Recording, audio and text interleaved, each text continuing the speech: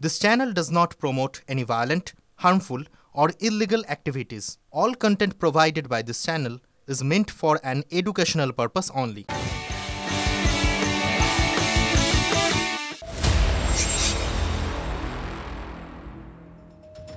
নমস্কার, টিভি9 বাংলায় সকলকে স্বাগত। লিমা রয়েছে আপনাদের সঙ্গে। নজর রাখছে এই মুহূর্তে সমস্ত বড় খবরের দিকে।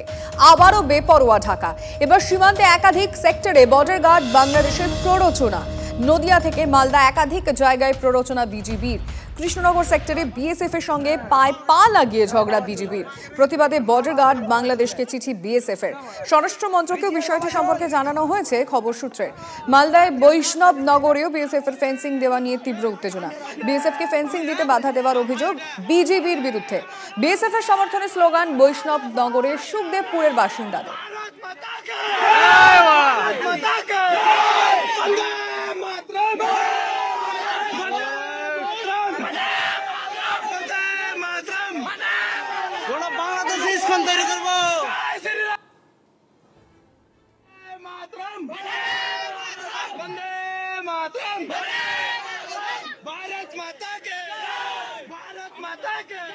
নদীর উপরে দেখছেন এখনই আমাদের লোকজন প্রায় কাজ করছে, বাংলাদেশি মানুষ যারা মাছ ধরার চেষ্টা করছে।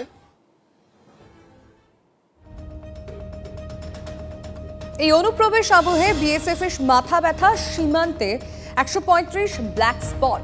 অন্যতম ব্ল্যাক স্পট শরৎনগরে সোনাই নদীর তীরে পৌঁছলো টিভি9 বাংলা। কাঁটাতারহীন সীমান্তে নানা প্রতিবন্ধকতার মধ্যেও সজাগ বিএসএফ। ঝোপঝাড় থেকে কুয়াশা, প্রতিকূলতা ও অনুপ্রবেশের বিরুদ্ধে লড়াই। ওপার থেকে প্ররোচনা সত্ত্বেও চোয়াল চাপা সংগ্রাম বিএসএফ এর। নালার মতো সংকীর্ণ সোনাই নদীর ওপারে বাংলাদেশের সাতক্ষীরা জেলা। আর মৌলবাদীদের আঁতুড়ঘর হিসেবেই পরিচিত বাংলাদেশের এই সাতক্ষীরা। নিষিদ্ধ সামগ্রী ও মানব পাচারের করিডর স্বরূপনগরের সোনাই নদী। বাংলাদেশের লাগাতার উস্কানির আবহে আতঙ্কে এপারের বাসিন্দারা। বাড়তি বাহিনী মোতায়েন করে পরিস্থিতি মোকাবিলায় বিএসএফ। চ্যালেঞ্জ কতটা তা কিন্তু এই সোনাই নদীর ধারে আসলে বোঝা যায়। স্বরূপনগরের তারালি বিওপির অন্তর্গত সোনাই নদী। সেই সোনাই নদীর চওড়া কতটা সেটা বোঝাই যাচ্ছে। জল প্রায় নেই।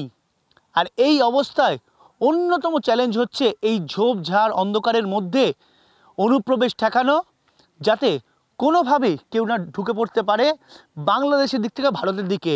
আমি ঠিক যেখানে দাঁড়িয়ে আছি ভারতীয় ভূখণ্ড, আমার ঠিক কিছুটা দূরেই হচ্ছে বাংলাদেশ ভূখণ্ড এবং বাংলাদেশের বাসিন্দারা বসে রয়েছেন, কেউ মাছ ধরছেন, সেই ছবি দেখা যাচ্ছে।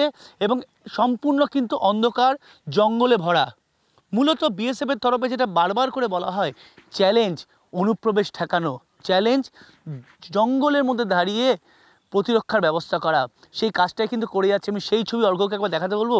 বিএসএফ জওয়ান তিনি নিজে এখানে দাঁড়িয়ে রয়েছেন এবং ওপরেও একজন রয়েছেন গ্রামের ভেতর থেকে যাবতীয় নজর রাখছেন যাতে কেউ ঢুকে পড়ছে কি না।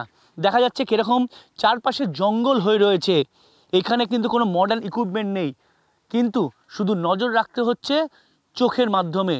চোখের পলক কোনোভাবেই পড়বে না, কারণ রাতের অন্ধকার হোক বা দিনের আলো সর্বদা জাগ্রত হয়ে রয়েছেন অতন্দ্র প্রহরীরা।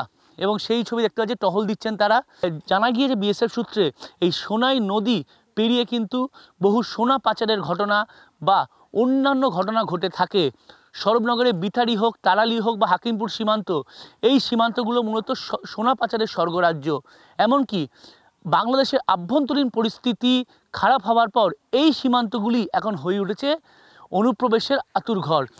সেই কারণে জঙ্গল বা বিভিন্ন ঝোপঝাড়কে মধ্যে থেকেই বিএসএফ জওয়ানরা নজর রেখে চলেছে এবং দেখা যাচ্ছে তারা টহল দিচ্ছে সোনাই নদীর এখান থেকে ওই দিক, এবং যেখানে বর্ডার গার্ড বাংলাদেশের কোনো রকম কাউকে দেখা যাচ্ছে না। অর্থাৎ সে দেশের নিরাপত্তা কতটা ঠুনকো তা কিন্তু এই সোনাই নদীর ওই পার দেখলেই বোঝা যায়। সেই ছবি ক্যামেরা পার্সন অর্ঘ্য তুলে ধরছে এবং দূর পর্যন্ত কিন্তু বর্ডার গার্ড অফ বাংলাদেশের কোনো জওয়ান নেই। অন্যদিকে ভারতীয় সীমান্তরক্ষী বাহিনীর জওয়ান এই পারে যেমন রয়েছে, উপরের দিকে গ্রামের ভেতর রয়েছে, একাধিক অংশে ছড়িয়ে ছিটিয়ে রয়েছে। তারা চেষ্টা করছে। বিএসএফের সাউথ বেঙ্গল ফ্রন্টিয়ারের কর্তারা জানাচ্ছেন অনুপ্রবেশ ঠেকানো সব দিক থেকে সম্ভবপর নয়, কিন্তু চেষ্টা করা হচ্ছে যাতে অনুপ্রবেশ ঠেকানো যায়। ক্যামেরায় অর্ঘ্যের সঙ্গে সায়ন্ত ভট্টাচার্য, টিভি9 বাংলা, তারালি।